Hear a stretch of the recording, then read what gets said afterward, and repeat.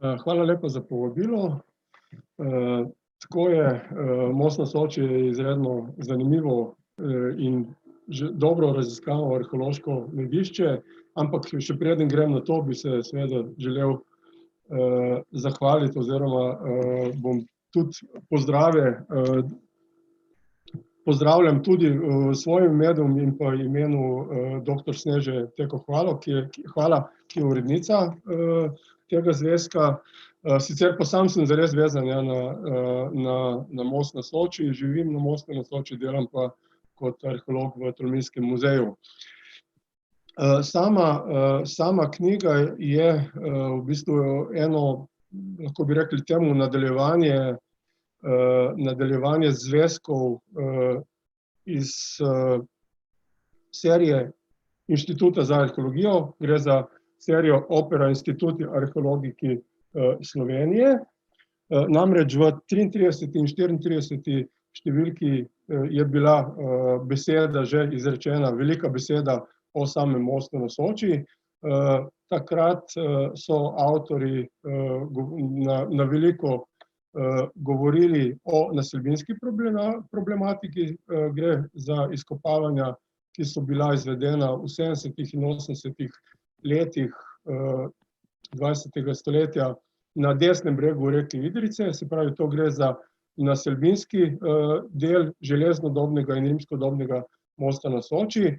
Medtem ko, pri tej publikaciji, ki jo, sedaj predstavljamo, gre za predel, grobišča, gre za predel na levem bregu reke Idrijce, kjer so sicer, grobične raziskave potekale že ob koncu 19. in v začetku 20. stoletja.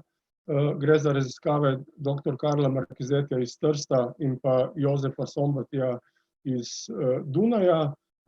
Oba znamenita arheologa sta takrat delovala v dveh najpomembnejših, takrat avstro-ogrskih, muzejih, se pravi muzeju na Dunaju, muzeju na Trstu. Tako da, smo že pred več kot 100 leti, poznali to bogastvo mosta na Soči, ki se je pa potem seveda s časom, skristaliziralo.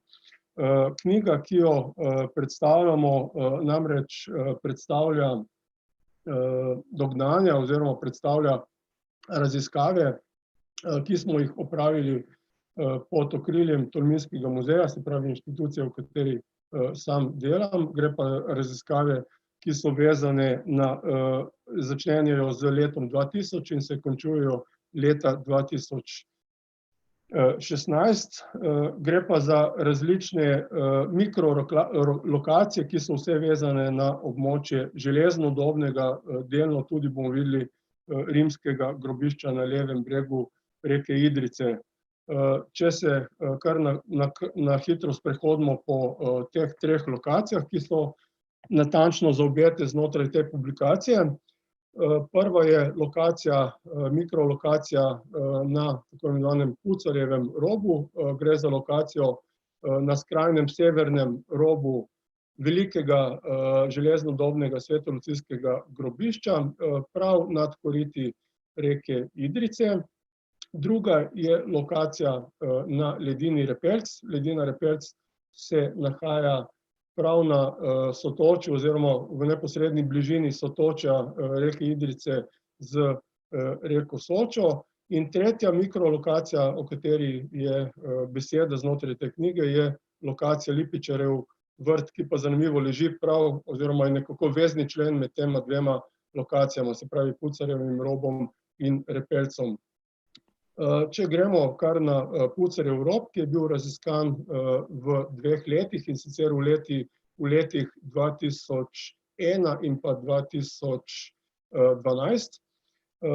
Gre za, kot sem rekel, severno območje, svetolucijskega, železnodobnega grobišča, kjer smo v teh 2 etapah. Poudariti je treba, da ne gre za, raziskovalna izkopavanja, ampak šlo je za zaščitna, izkopavanja, ki so potekala med gradnjo kanalizacijskega omrežja po, naselju, se pravi po mostu na Soči. No, med temi raziskavami smo odkrili, približno, 35, železnodobnih, grobov. Gre za značilne žgane grobove, kot je značilnost vseh grobov, praktično vseh grobov v železni dobi tukaj v Posočju. Smo tudi tu na najdišču Pucer Europ odkrili grobove, ki segajo nekje od 6. pa do 4. stoletja pred Kristusom, z nekaj izjemno bogatimi grobovi, ki kažejo na to povezavo naših železnodobnih kultur tudi z Mediteranom oziroma v tem primeru Staro Grčijo. Najdišče na Repeljcu, to drugo najdišče, je najobsežnejše zastopano znotraj te knjige in tudi mislim, da najbolj zanimivo.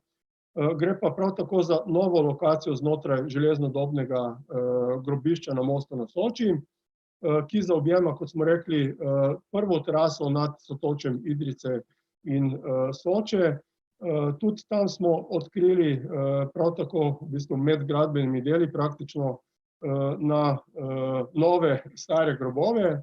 Zopet gre za grobove, ki so opredeljeni tako v konec starejše železne dobe, se pravi od 5. stoletja pred našim štetjem, pa vse do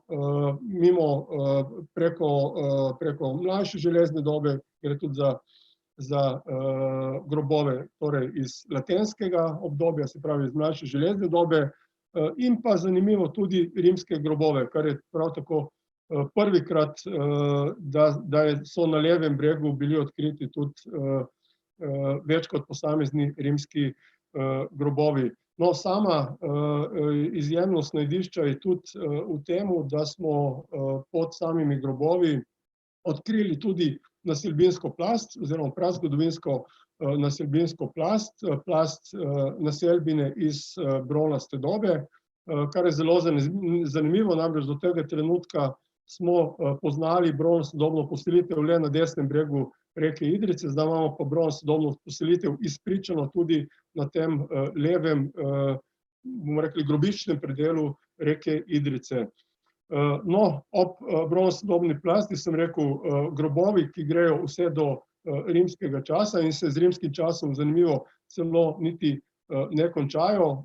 Odkriti sta bili tudi dve skodelici oziroma dve posodici znotraj jame, zelo verjetno grobne jame, kar kaže na to, da so to območje zelo verjetno v namen pokopa izkoristili tudi naši prednamci, se pravi slovansko prebivalstvo, ki se je prvikrat naselilo na tem območju Posočja, kar kažejo ti dve najdbi iz verjetno konca 8.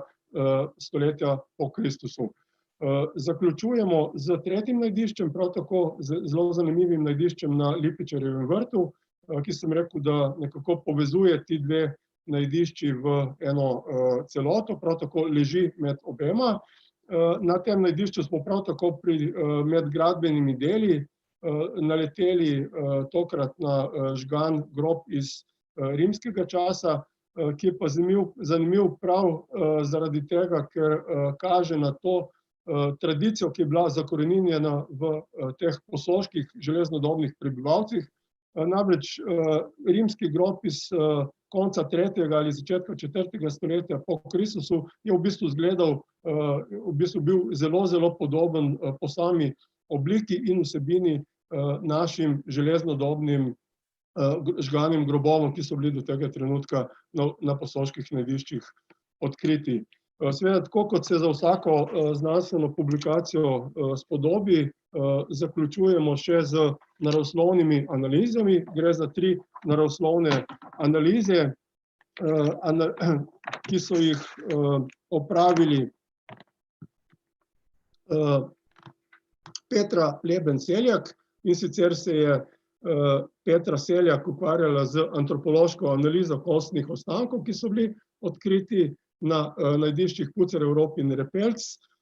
Nadaljuje analiza Boruta Toškana, ki se je ukvarjal z živalskimi ostanki oziroma živalskimi kostmi na železnodobnih grobiščih Pucer Europ in pa Repeljc. In samo publikacijo zaključuje analiza dr. Metke Culiberg, ki se pa je ukvarjala z arheobotaničnimi raziskavami ne le teh dveh najdišč, se pravi Pucerjeve roba in Repelca, ampak tudi nekaterih drugih izbranih posoških, železnodobnih in pa rimskih najdišč.